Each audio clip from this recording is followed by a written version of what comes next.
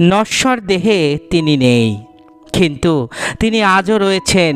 তিনি রয়েছেন তার আদর্শে, তার কর্মকাণ্ডের মধ্যে। তিনি রয়েছেন মালদার মানুষের মনের মধ্যে। মৃত্যুর পর কেটে গিয়েছে 1 দশকেরও বেশি সময়, কিন্তু এখনও শুধু মালদা নয়, সারা বাংলার গণ্ডি ছাড়িয়ে দেশের মানুষের কাছে সমানভাবে প্রাসঙ্গিক তিনি। কংগ্রেসি ঘরানার রাজনীতিতে আজীবন বিশ্বাসী হলেও উন্নয়নের কাজে কখনো বিচার করেননি দল বা মতপার্থক্য। তাই তিনি সকলের কাছেই ছিলেন প্রকৃত জননেতা। তিনি সকলের প্রিয় বরকতদা আতাউর গনি খান চৌধুরী। আবু বরকত আতাউর গনি খান চৌধুরী তার আসল নাম, ডাকনাম বরকতদা। সারা মালদার মানুষের কাছে এবিএ গনি খান চৌধুরী নামেই তিনি পরিচিত ছিলেন। তার আদরের ডাকনাম বরকতদা। 1927 সালের 1 নভেম্বর মালদা জেলার কোতোয়ালিতে জন্ম হয় গনি খান চৌধুরীর। বাবা খান বাহাদুর আবু হায়াত বরকত খান চৌধুরী ব্রিটিশ শাসনকালে মালদা জেলার প্রভাবশালী জমিদার হিসাবে পরিচিত ছিলেন তার বাবা। মালদা জেলায় শিক্ষা জীবন শেষ করার পর কলকাতা বিশ্ববিদ্যালয় থেকে স্নাতক হন গনি খান চৌধুরী। আইনের ডিগ্রি লাভ করেন লন্ডন এবং জেনেভা থেকে। ব্রিটিশ শাসনের অধীনতা মুক্ত হয়ে ভারত স্বাধীন হলে কোতোয়ালি পরিবারের গুরুত্ব কিন্তু ইংরেজবাজার বা জেলার মানুষের কাছে কমেনি। জনসংযোগে এই পরিবারের গুরুত্ব কোনো অংশেই কম ছিল না। এই পরিবারের ছেলে গনি খান চৌধুরী যে রাজনীতিতে মানুষের কাছে মর্যাদা পাবেন সে বিষয়ে কোনো সন্দেহ ছিল না।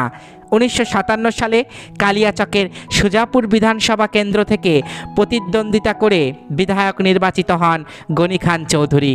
সেই সঙ্গে হয়েছিলেন রাজ্য মন্ত্রিসভার সদস্য। সুজাপুর কেন্দ্রের বিধায়ক হিসাবে রাজনৈতিক জীবন শুরু করেছিলেন তিনি। এরপর তার জনপ্রিয়তা একসময় সারা দেশে ছড়িয়ে পড়েছিল।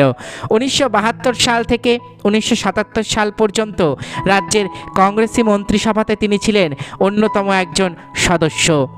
প্রথম সাংসদ নির্বাচিত হন 1980 সালে। এরপর আর পেছন ফিরে তাকাতে হয়নি। টানা 8 বারের জন্য সাংসদ হয়েছেন মালদা থেকে।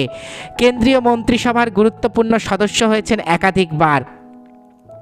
কেন্দ্রীয় কয়লা ও জলসম্পদ দপ্তরের মন্ত্রীর দায়িত্ব সামলেছেন নিষ্ঠার সঙ্গে।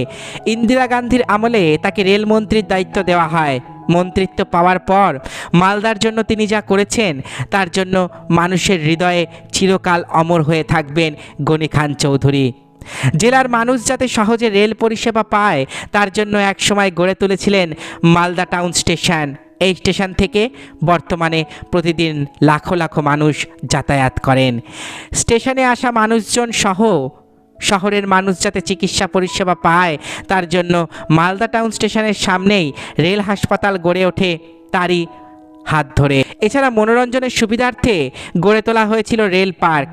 গনি খান চৌধুরী তখন ভারতের রেলমন্ত্রী। প্রস্তাব করা হয়েছে ভারতের প্রথম কোন শহরে মেট্রো রেল হতে পারে। দক্ষিণের সাংসদরা চেঁচামেচি করছেন প্রথম মেট্রো রেল চেন্নাইতেই হওয়া উচিত। হঠাৎ সংসদের মধ্যে একটা গুরুগম্ভীর আওয়াজ গর্জে উঠল। তিনি মালদার সাংসদ তথা রেলমন্ত্রী গনি খান চৌধুরী। সেদিন তিনি যুক্তি দেখিয়েছিলেন দক্ষিণে তখন পাওয়ার গ্রিড প্রকল্প হচ্ছে, অতএব একই জায়গায় দুটো প্রকল্প হতে পারে না। তিনি সম্পূর্ণ পাতাল রেল প্রজেক্টটাকে কলকাতায় নিয়ে চলে এসেছিলেন। মালদা জেলার এই ছেলে কলকাতা শহরকে সেদিন শিক্ষা দিয়েছিল, না পেলে ছিনিয়ে নিতে হয়। সেদিন গোটা সংসদ ভবন অবাক হয়ে দেখেছিল গনি খান চৌধুরীর ক্ষমতা। কলকাতা শহরে মেট্রো রেল চালু কিংবা চক্র রেল, মালদা টাউন রেলওয়ে স্টেশনকে সুন্দরভাবে সজ্জিত করা এবং অন্যতম অবদান হিসাবে ধরা হয় আবু বরকত আতাউর গনি খান চৌধুরীর রেলমন্ত্রিত্বের কাজের ক্ষেত্রে। প্রায়শই তাকে আধুনিক মালদার স্থপতি হিসাবে সম্মান জানানো হয়। 1963 সালে ভারত ছেড়ে সুইজারল্যান্ডে বসবাসকারী এস্টারের সাথে বিয়ে করেছিলেন তিনি।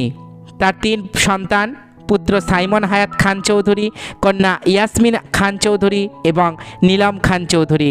আবু বরকত আতাউর গনি খান চৌধুরীর সকল ভাই বোনেরাও রাজনীতিবিদ। 14 এপ্রিল 2006 সালে পরলোক গমন করেছিলেন বিখ্যাত এই রাজনীতিবিদ আবু বরকত আতাউর গনি খান চৌধুরী, যিনি আধুনিক মালদার স্থপতি। তিনি বাংলার একজন বিখ্যাত রাজনীতিবিদ ছিলেন। বন্ধুরা, আজ আমি আপনাদের বললাম বিখ্যাত রাজনীতিবিদ আতাউর গনি খান চৌধুরীর জীবনের গল্প। আশা করি ভিডিওটি আপনাদের ভালো লেগেছে। আমার চ্যানেলের ভিডিওগুলো যদি আপনাদের ভালো লেগে থাকে তাহলে অবশ্যই চ্যানেলটি সাবস্ক্রাইব করুন, পাশে থাকা বেল আইকনটি ক্লিক করে দিন যাতে পরবর্তী ভিডিওর নোটিফিকেশান খুব তাড়াতাড়ি আপনাদের কাছে পৌঁছে যায়। আজকের মতো এখানেই শেষ করছি। ভালো থাকবেন সবাই। নমস্কার।